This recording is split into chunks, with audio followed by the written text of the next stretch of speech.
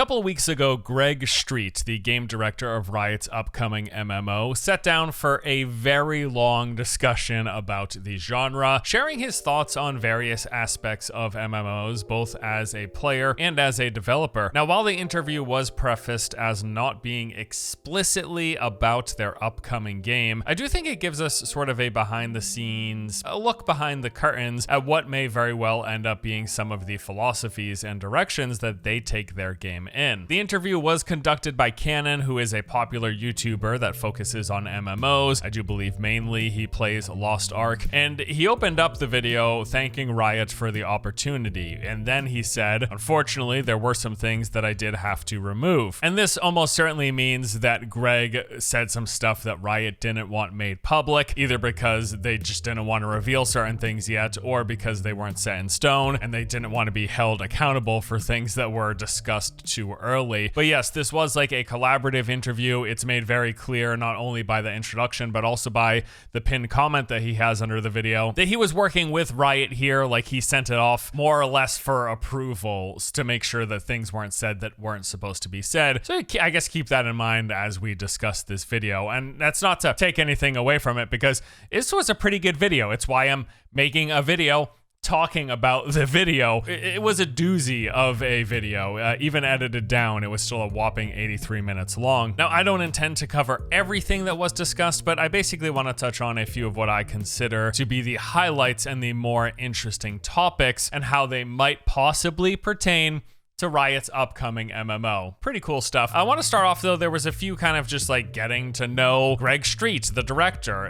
He was asked what his three favorite MMOs were, and his response was World of Warcraft. That is a gimme because he worked on WoW, so he's not gonna say that's one of his three favorites. But then also that he loves Star Wars Galaxies, mainly for the sandbox elements in that game. And then finally he said Ultima Online was a game that absolutely blew his mind, and that is one that you do see referenced quite often because yeah, it's one of the founding fathers of the MMO genres, to say lightly. And then actually he also said that Destiny, while it might be debatable as to whether or not we want to call it an MMO, he does really like a lot of what they do, the fact that they've got really high production value, the game looks great, and also their decent cadence for content, as he calls it. He also says that Destiny kind of shows that not all MMOs have to be the same. You know, I wouldn't like qualify Destiny as an MMO per se. I would put it more in like that shared world space if I were to place it anywhere, but I definitely get what he's saying, and it is kind of like one of those more modern day evolutions of the MMO, not evolutions in the direction that I would prefer, and I'm hoping they don't go with that shared world phasing in and out with small numbers of players around you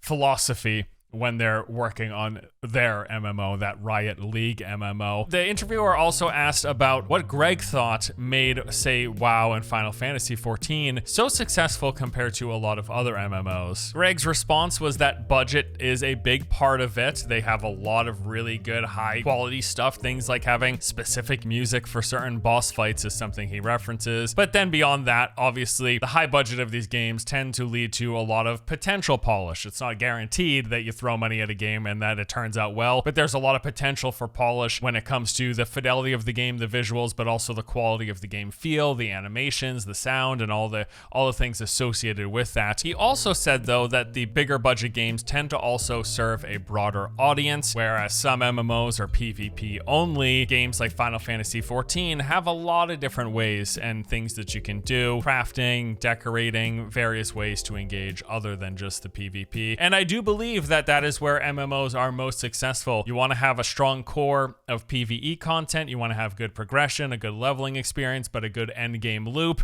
varied activities to engage with. But it's really good for games like this to have the more of the downtime activities, more of the social activities, and just have a wide variety, because you're going to get bored with any game when you play it often enough. It's almost guaranteed, right? But when you have a game that has a lot of different things, a lot of different elements for you to engage with, that is something that will keep you engaged in a world long term. It's really important. But then yes, just catering to a wide audience, to the hardcore, to the casual, and everyone in between. Now, they did take a moment to actually talk about just Riot as a company in general. Cannon asked Greg if it was luck, the fact that they have two of the biggest games in their respective markets. And Greg's response was just that Riot is good at looking at what makes a game good and then fixing some of the rough edges to make it more popular. For example, he said doing things like removing the turning radius was an example of things that wasn't well received from fans of Dota, but made League more accessible and in turn made League bigger. They did something very similar with Valorant and have seen comparable success as well. And I'm honestly glad they touched on this because frankly, I think this is one of the major reasons for my anticipation for Riot's MMO because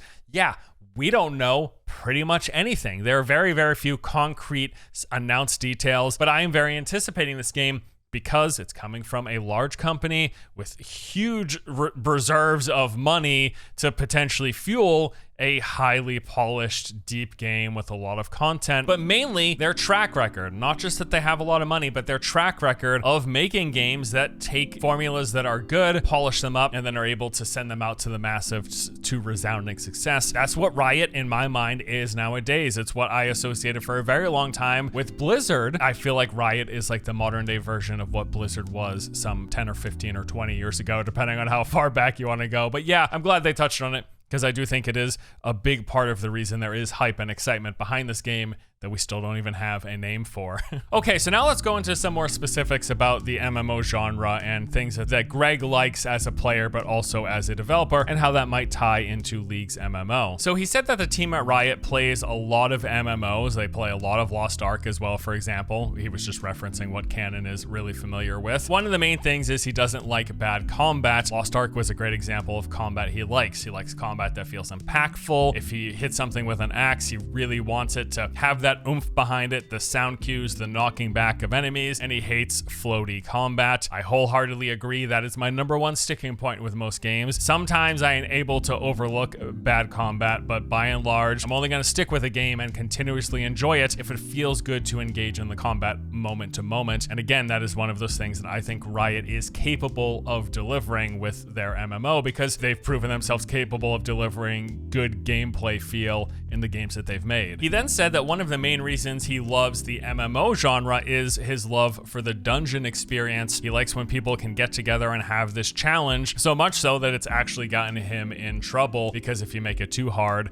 you can turn a lot of players away, and he's made that mistake in making games before. But yeah, he likes when people can go out, work together, defeat the final boss, and get that big reward. He loves that experience as a player. The dungeon diving experience is also one of my favorite things in MMOs. One of my favorite things about ESO, for example, is they had all these little mini dungeons, the delves that were located all over the world, so many of them in every single zone, and then they had the public dungeons, which were harder, required a group, but not really if you had a good build and knew what you were doing. But nevertheless, that experience of like, it's just like the adventure, it's like the fantasy RPG adventures experience, going into a dungeon, finding enemy like skeletons and cultists and zombies and whatever, you know what I mean? Like that experience of dungeon diving, delving into a dungeon. I love it in RPGs. I especially love it in MMOs, and it's really cool when it's done well and when games have a lot of it. Yeah, I really, really like it. But aside from liking the classic dungeons, he did also mention that raiding is the pinnacle of these types of games. I am going to have to assume that yes, Riot's MMO will have raiding as well. And they actually touched on the difficulty conversation. They related it to WildStar, an MMO, which, as many of you probably know, came and went. That was a game where they were really leaning hard into this thing is difficult. We are very hardcore. No people who aren't hardcore are invited. And well, as it turned out, that drove a lot of people away, although Greg was careful to say, hey, we can't just necessarily pin it on the difficulty as the reason behind WildStar's failure, and I actually wouldn't pin it on the difficulty. I think it was almost certainly a combination of things. It's not so simple as just being like, oh, they just marketed it to the hardcore player base, and that means casuals couldn't enjoy it. I guess the key really probably is just having a variety, catering to the casual players, but people who really want to challenge themselves, the hardcore player base, give them some stuff as well. That's the way to go. They spent some time talking about the differences and preferences between action and tab targeting. Cannon asked what Greg preferred in MMOs, and he said, kind of right down the middle, that there are strengths and weaknesses to both, that he's probably played more tab target games than action games, but that might largely be just due to the fact that action games haven't had a lot of time to mature in the MMO genre, and a lot of MMO combat is already complicated, so trying to stay on the target, trying to make sure you're perfectly lining things up, thinking someone was in range but they weren't, a lot of these things can create some pretty frustrating moments that have players feel like they're fighting the game versus fighting the enemy. And I do think it's a difficult thing. I think it's actually proven to be quite challenging to have really nuanced encounters. If we're specifically talking about PvE, having nuanced PvE encounters in action combat MMOs, it just seems to be quite difficult. I think some of the games that have done it the best would actually be, if I'm thinking action MMOs, something like Lost Ark actually has some pretty nuanced, complicated, intricate, and very, very challenging PvE content, endgame group PvE content. But I feel like a lot of action MMOs just end up feeling like a spam fest. That could be down to, and they actually talk about it in the interview, it might just be down to the camera perspective and how, even though Lost Ark is an action combat MMO, it's a top-down, it's an isometric game. It is a Diablo-like, Path of Exile-like in the perspective and how the game is played, whereas there have been many other action combat MMOs that were in the traditional, like, over-the-shoulder or third-person camera behind the back. And yeah, I feel like so many of those just feel like total spam fest on the PvE side of things, and that's certainly a difficult thing to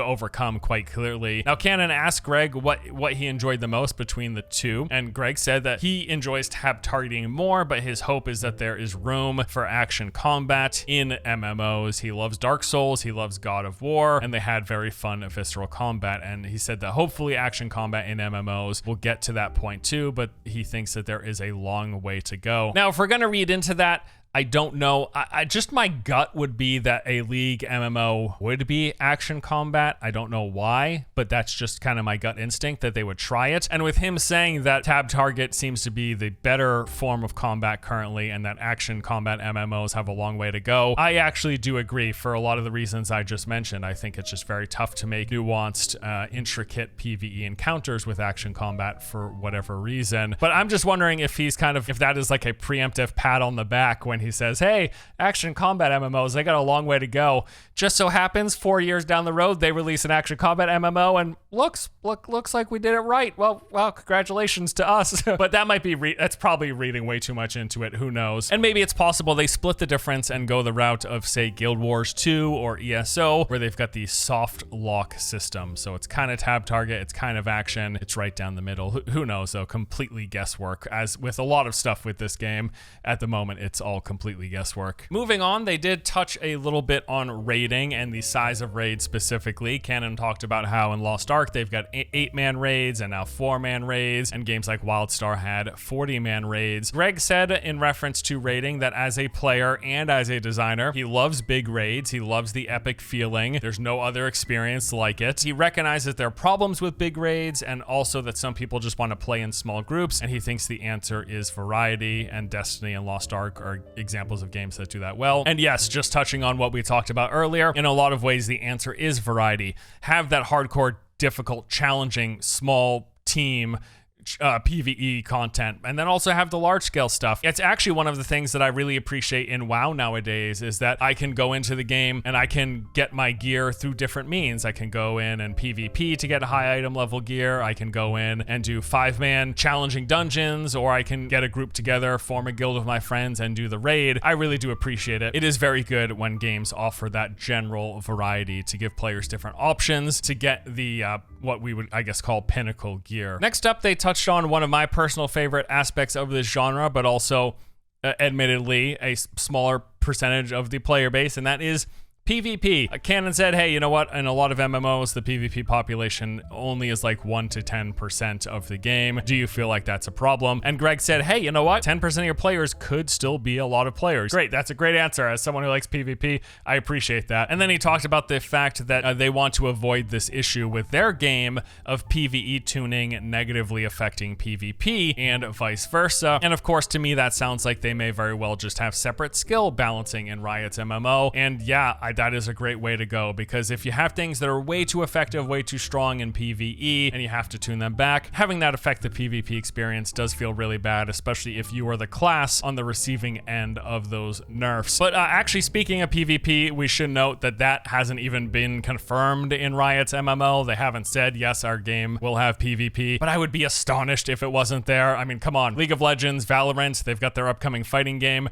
Riot is known for making games where like competitive player versus player is at the forefront. It's like a no-brainer. Yes, okay, I'll just say it. Their MMO is going to have PvP. It would be shocking to the core if it didn't, frankly. A couple of quick points here about alts, gearing, enhancing, and drops in MMOs. Cannon asked Greg what his thoughts were in having alts, other characters. He said that he used to not like alts, but that changed over time as he realized alts mean more gameplay variety, although he still prefers that MMOs have player interaction, and one player can't be like a one-man army with alts that handle everything that they might need. Like, I've got an enchanter alt, an alchemist alt, a blacksmith alt, and they're capable of making everything I need in all those different professions. Yeah, it's good to have some community reliance, even if you're filtering that through like an auction house, for example, so players don't have to engage with other people because you don't want that extra hurdle for people who just don't want to do that. Whatever the case may be, I do think it's preferable in these games, at least it is my preference, that there is some reliance and almost forced interaction with the community, because playing these games because they have other people in them, so interacting with those other people, that should be part of the experience, right? That's my take on the matter. He was asked about his thoughts on the difference between horizontal and vertical progression, and if you're not really familiar with that, vertical progression just tends to mean you're climbing up a ladder of power, whereas horizontal means kind of doesn't matter what you do in the end game, you're gonna get relatively the same and maybe even settle at a point where whatever you do, it isn't gonna make you stronger than other people who are climbing said ladder. So World of Warcraft, vertical, Guild Wars 2, horizontal. A little bit of a simplification, but that is in the ballpark of what those things mean. So Greg said that MMOs need both, whereas vertical gives you goals and milestones to chase after. It's more fun to get powerful, better gear and spells. But the nice thing about horizontal is you don't feel left behind. It's one of the things I really like about Guild Wars 2. Pretty easy for me to get best in slot or even near best in slot relatively quickly, and then I can just play the game doing the things I enjoy. Also, one of the drawbacks of that is that you don't get that sense of progression of your character getting stronger. It is really very much so a balance. And Greg said that he does like some horizontal where players can do what they like, whether they want to focus on PvP or raiding or crafting. If you can get equal gear from all of that, that is potentially a good thing. And exactly for the reasons we touched on before, specifically because I expect Riot to want to cater to a large audience, I suspect that they will have a balance of both of those things as well. He was asked about backwards progression and or the breaking of gear, something a lot of especially Eastern MMOs tend to have as their loot loop. He said that while Riot does have this philosophy of having high highs and low lows, he does not feel like gear breaking is a good means of doing that. Oh, thank you so much. The gear breaking is the last thing I want. You can have it so that it's difficult to upgrade my gear, or it's difficult and a low percentage chance that I'm going to get a piece of gear, but having something taking away from you almost universally feels awful in these games, especially when there's money incorporated into that, reducing the chances that it'll get taken away from you by spending $20 on this special item that stops it from happening. Total garbage, feels like crap, and very much so falls in the pay to win category, so please avoid that at all costs. And then Greg touched on for a moment this idea of having super rare items in MMOs, and to me this is very exciting. He said, I think we've almost lost something in games now, that players have the expectation of I'm going to finish my gear, I'm going to look at what the best in slot items are, I'm going to acquire those items, and that is my journey, because then you never have that moment of nobody else has this weapon and I'm the only one with this weapon, and people are gonna see me in town and be like, dude, I can't believe you have that. Or even if you don't have that, personally I'll say it's cool when you see other people have it. It gets like aspirational content, right? And then he said that I wish we could get back to MMOs to the point where I don't expect to get a new item, so when I do, it feels wonderful. It's hard, no one wants to go in a raid for no loot, and yes, there is certainly a challenge for it because you want players to feel like the time and effort they're putting into things are rewarded. You know, nowadays where everything is data mined and everything's online and you see 1,000 different YouTube videos on a thing, it's hard to have players not know about things, not know about the best things, and then also want to strive for those. But if you can make a game that sets the expectation of no, you're not going to get everything, that doesn't necessarily mean the one person who does is going to ruffle stomp everybody like 1v20 in PvP, but they're going to have something cool and unique. I think that's probably a good and the ideal way to do that. And now the final main thing that was discussed that I want to touch on was Riot's budget for this game and also their potential monetization plans. This is really interesting. So when it comes to their budget, Greg said that, hey, we're not going to run out of money. We don't have a publisher forcing us to ship by a certain date. They might cancel the game if it's not good enough, but they're never going to cancel it because it gets too expensive. He then also says, though, but it's not a blank check. The team does have to prove that they're building something worth the cost because, yes, Riot could also just spend that money elsewhere, whether that's making a different game, doubling down on one of their existing projects, what have you. But yeah, Riot has basically unlimited reserves of cash between League of Legends and their Tencent money. They're not at danger of running out of money, and it's good to hear that they're not on these very strict timelines. They're just being tasked with try to make a good game. If through the process of development we feel like it's not turning into a good game, we don't want to throw good money after bad, we might can it. But I'm fairly confident at this point. I don't know where this confidence comes from, but I will say I'm pretty comfortable at least saying that I would be surprised if at this point they cancel the game because they have made it public knowledge. They must feel somewhat confident in their product. If nothing else, I feel like this is confirmation that it might not be coming out anytime soon, and they will take their time to make it as good as possible. Now let's talk about the different ways of monetizing an MMO. Two of the most popular methods are box price and a sub fee, free to play, and then some combination of those things hacked up in different ways, or maybe a combination of all of them.